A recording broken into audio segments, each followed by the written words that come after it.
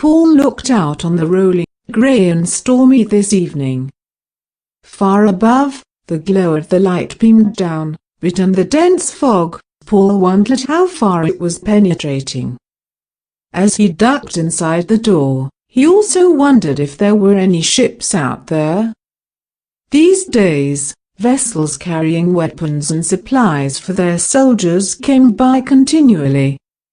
It was vital that they make it around the point safely. Help!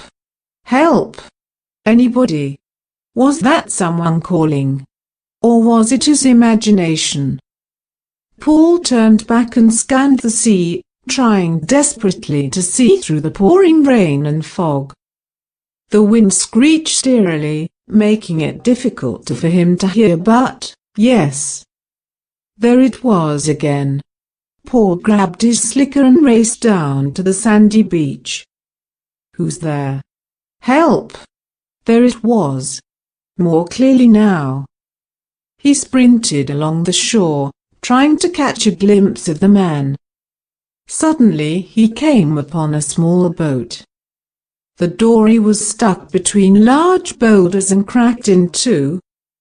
Boards broke off and washed away with every wave that crashed over it. Then he saw the rope. It was still hooked to the metal loop on the boat and it was taut. At the other end of it, gasping as he came up out of the high wave, a man held on. He couldn't seem to swim or pull himself in, what with the waves and the wind whipping at him. Paul hurried to grab the rope, relieved that he wouldn't have to try to swim out to the man. He was a strong swimmer and had aided his father in many rescues, but the sea was just too wild tonight. He pulled and heaved, but the wind was too strong. He didn't know if he could do it alone. But father couldn't come out in this weather. He'd been sick with influenza, and finally this evening, Christmas Eve, he had made his way up the long flight of stairs to the tower. He'd insisted that he could tend the light while his son got some sleep. Paul dismissed the thought of his father as the man suddenly cried out again. "Oh Lord God! Help me! Don't let this man die!"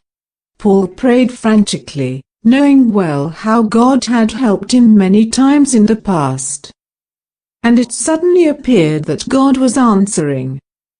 As he pulled on the lengths of rope, it seemed like he had more strength than a boy of 12. It seemed as if someone else was drawing the man in. Paul even looked over his shoulder to see if anyone had come up behind him and grabbed the rope, but he was alone. Finally, as the man reached shallow water, he was able to get his feet on firm ground and stumble in. He gripped a rock and pulled himself up. Paul reached down and grabbed his hand and hauled him the rest of the way. "Thank you," the man gasped, and collapsed in the broken-down boat. It was then that Paul noticed that he was wearing a uniform. Blue. He was American. A little further up. "Then you can rest," said Paul, as the boat cracked against the rocks again and again. The man crawled to safety. "Thank the good Lord for that rope, and for you, boy. You're injured. I hit a good many of your sharp rocks out there. But my knee is the worst. What are you doing out here on such a night?" The man hesitated, then said, "All in good time." "And you?" "My father's the lighthouse keeper." The man relaxed and looked up at the light. "Of course. Good. I have a task for him. It's very important. If he's willing." "He can't." Paul put an arm around the man's waist, causing him to gasp in pain again. Paul half dragged him up the beach. "He's been ill and he's still very weak." "But what is it?" "I'll have to do it." The man didn't answer. He was too weak, himself. It was all Paul could do to heave him up to the house. he dragged him into his father's bedroom and laid him on the bed. "I must go," gasped the man. "It's important." "You can't. You could hardly get up here. Let me get you some dry clothes and something to eat." "No. This must be done right away. There's a ship out there, waiting for my signal. We're trying to capture the smugglers in this area, once and for all. I've been staying in the village and watching them. There's a ship, with soldiers out there, ready to round them up, but I must signal to let them know if they're here tonight. The constable says that smugglers like this kind of weather to do their dirty work." "But on Christmas Eve?" asked Paul. The man nodded. "They'd think it a good night, what with everyone home celebrating. I was trying to get to Hidden Cove. Do you know it?" "Yes, my father knows all the coves around here." But Hidden Cove was dangerous, and named such because, well, it was hidden. For the most part only people who had lived here a long time knew exactly where it was. It was difficult to see from both sea and land.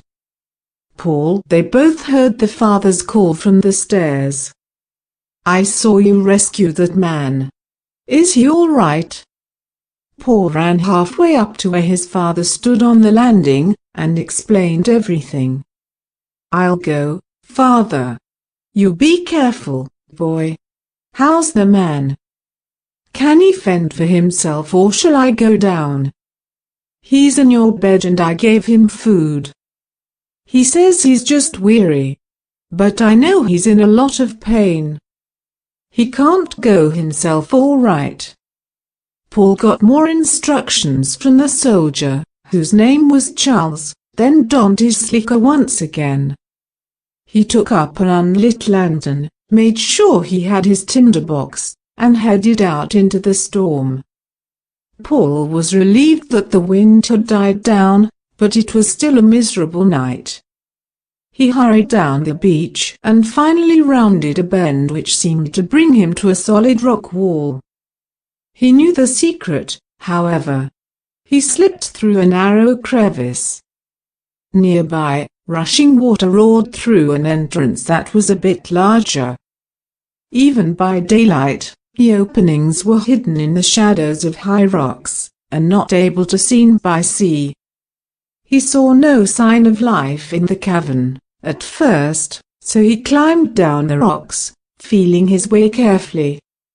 He left his unlit lantern on a boulder. Then a glow off to the right let him know that something was definitely going on. And he was able to see just enough to make his way down to a narrow ledge. Below the water swirled furiously, due to the tide and storm. Paul cautiously inched along the ledge. It was some time before it widened. He navigated the ledge safely and soon was down on dry ground. He stayed hidden and quiet, for there was a great deal of activity going on. Crates and barrels, which most likely had been brought in by boat from the sea in drafts over a long period of time, were now being sorted and carried into a tunnel. Paul knew this led to an entrance in the woods not far from the village. Paul had seen what he needed to know. He withdrew, wanting only to get out safely and signal in case the ship really was out there. If the smugglers were really emptying this cave and moving on as Charles thought, he needed to move quickly. The boy climbed up the rocks and made his way back along the ledge. He emerged to find that the fog had lifted somewhat. The rain, though steady, was not pouring down as it had been. He could even see the outline of the ship now. It was anchored not far away. Standing on the bluff, he shielded his lantern from the wind and fumbled for his tinderbox. Some time later he finally succeeded in lighting the wick with a tricky flint. Then he turned toward the sea and held the lantern high for a long time. He finally headed back to the lighthouse. "I did it," Paul told the soldier. "And you were right. They were definitely loading up and taking the goods out. We'll see tomorrow if you were successful." "You're a brave lad." The man lay back down wearily. The sun was shining brightly when Paul woke. It was late morning, but the fragrant smell of bacon and porridge let him know that the men were only now having breakfast. He realized that he was very hungry. He leaped out of bed. "Any news?" he asked. He stopped short. "You look dreadful," he told his father. "What have you been doing?" The man seemed extremely pale and weak. "And you don't look very well either." This as he turned to Charles, for the first time noticing the bruising and cuts on the soldier's face and arms. Then he followed their gazes and saw the Yule log burning in the fireplace. His father chuckled. "I'm afraid neither one of us are very strong yet. It took the two of us to bring it in. Mr. Roberts cut it yesterday and left it in back while you were fishing for our supper." Paul's gaze went further. Someone had hung one of his stockings from the mantel, and it was bulging. "Go ahead," said his father. "We normally do this at midnight on Christmas Eve, but—" Paul went to the table and took a Christmas candle. He moved to the fireplace and lit it from the Yule log. Back at the table, he lit several more of the long holiday candles. He made the customary wish, and was pretty sure the two men were doing the same. It was probably the wish and prayer that every American was making this Christmas. A successful end to the war. Paul's father turned the bacon. "Come and have your porridge." "You must be hungry. And look what the ladies in town brought us, since I've been sick. Charles will have to stay and help us eat it up. A small goose, all cooked. And 2 pies, pumpkin and mince."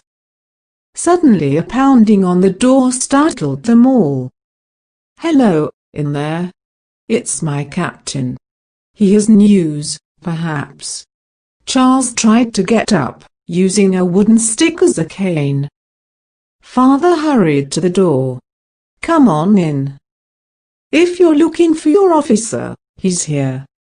A burly red-haired man, in uniform, entered. "I was going to say what a good job you did, for we got those smugglers once and for all, but—" He peered at the bandaged knee on the man's injured face. "It wasn't me who signaled, it was this lad." "You saw my signal, then?" exclaimed Paul. "We did indeed. And the sea calmed enough that we were able to get in with boats and sneak up on them.